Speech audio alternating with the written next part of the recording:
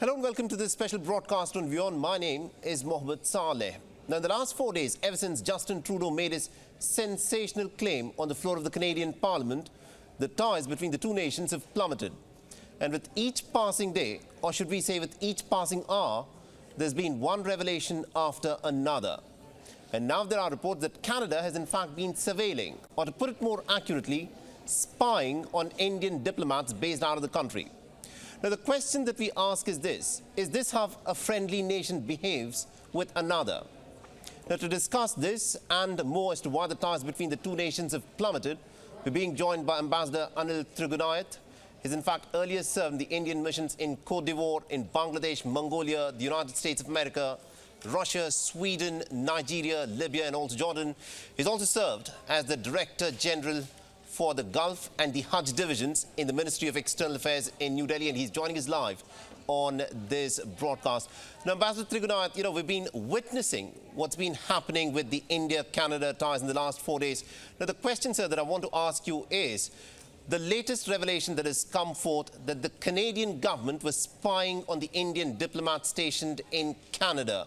Is this something that, in the normal course of affairs, a country that says that it is friendly to another actually does?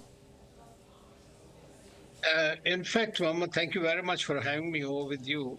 This spying is an oldest profession. And this is something that has been going on. This goes on between friends, between enemies. And as you know, in diplomacy, there are no friends or enemies. They're permanent interests. Right. So they keep on changing. And therefore, it is not uncommon that there is a general sense every diplomat has as whatever activities he carries out must be in the first place within the rules and regulations of that country, because as a diplomat you respect that laws of that land much more than the ordinary citizens would. At the same time, you are also aware that there are agencies that could be watching you. So that is basically a part of your training, and you need to be. But when you are with very close friends, very often you expect that you may not be having such an intrusive but that is not really true. It happens nearly everywhere in every country, and they try to do that. With certain countries, including with Canada, we have intelligence cooperation. Right. And that is why, in that sense, some officers are actually appointed in the embassy to coordinate those activities. And so the host government is fully aware about their credentials, that they come from an agency for coordination purposes. And so the intelligence is routed through them, which is shared by a country with another country. So that is also a very common practice. All right, very interesting. Now, Ambassador, what I want to ask you is this. Now, you said that in diplomacy, there are no permanent friends or permanent enemies. There are interests that nations pursue. So the question I want to ask you is, with the kind of support and validation that the Khalistani separatists have been getting in Canada time and again, what purpose or what interests of the Canadian nation does it serve for the Canadian government to be giving refuge to these Khalistani separatists? Well, there are certain countries that follow a very peculiar policy. And as you know that during the Cold War, this spying business, the dislodging countries, dislodging regimes by both sides, and the Cold War regime has been there. India was a non-aligned country, tried to stand on its own all through, and stood for the cause of various developing countries. It was not liked by either of the two sides. So that was there. But that is our resilience and robustness, that we continue to grow despite all that and maintain good friendships with most countries to serve our own national interests. Now, in this particular case that we are seeing with Canada is like when you know that in the 80s, this is not really the Canadian government or the Canadian people, I would say, who are interested in fomenting trouble with India, always. Right. But this is particularly very obvious and specific to the Trudeaus. Right. His father, Pierre Trudeau, in 1980s, when first time we requested for repatriation or extradition of this Balwinder Parmar, and the people in the Kanishka crash, we have not got any cooperation except in some very minor cases. Then Right. we signed an extradition treaty with them in 1987. We signed an MLAT, Mutual Legal Assistance Treaty with them. So that clearly indicates that certain politicians, because of their connections to these extremists and groups, which they seem that have adequate influence to help them in their at the hustings, is something I believe has carried forward, especially in the case of Justin Trudeau. And I think his calculations are more driven mainly by the way these people are going to support him. Already, as you know, Jagmeet Singh's party, New Democratic Party, has been part of his alliance, and he's so everywhere.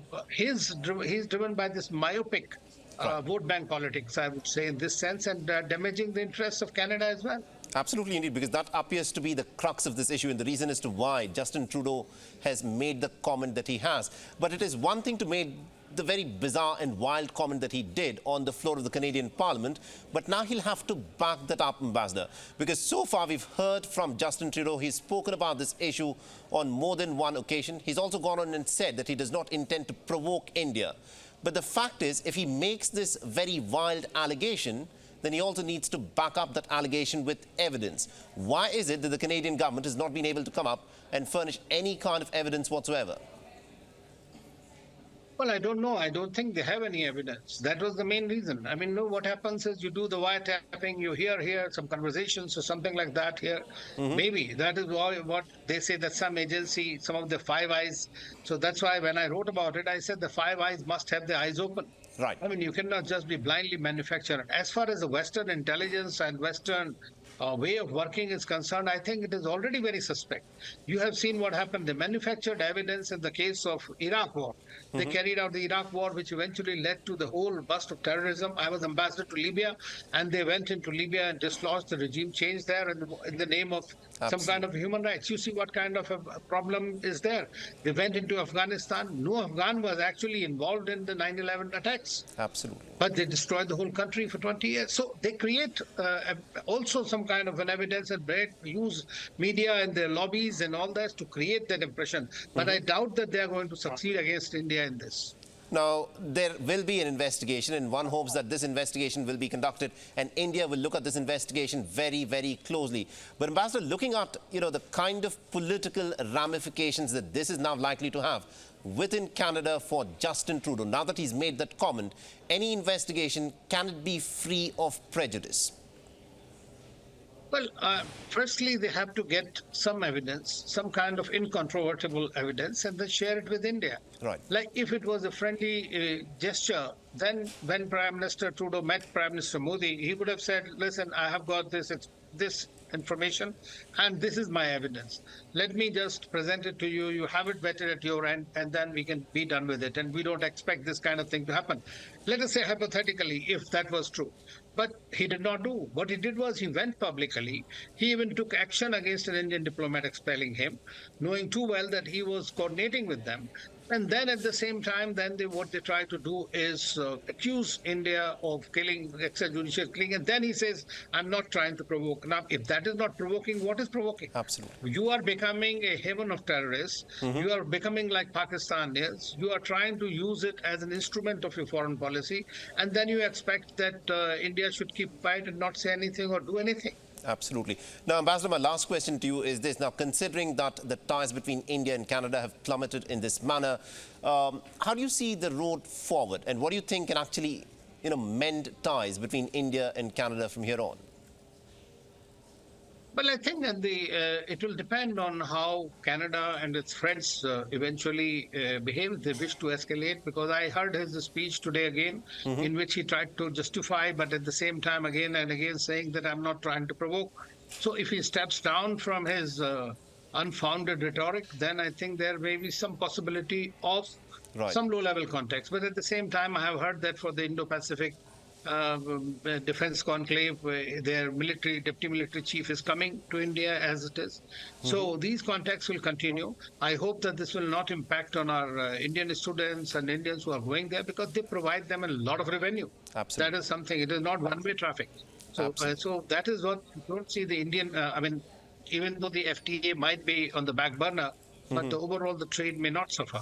Absolutely, indeed. Thank you very much indeed, Ambassador Anil Trigunath, for joining us and getting us all those insights. Thank you. Because as things stand at this moment, you know, the India-Canada ties could not get any lower.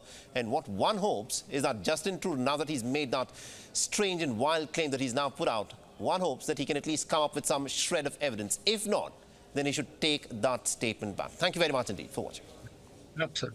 Thank you. WION is now available in your country. Download the app now and get all the news on the move.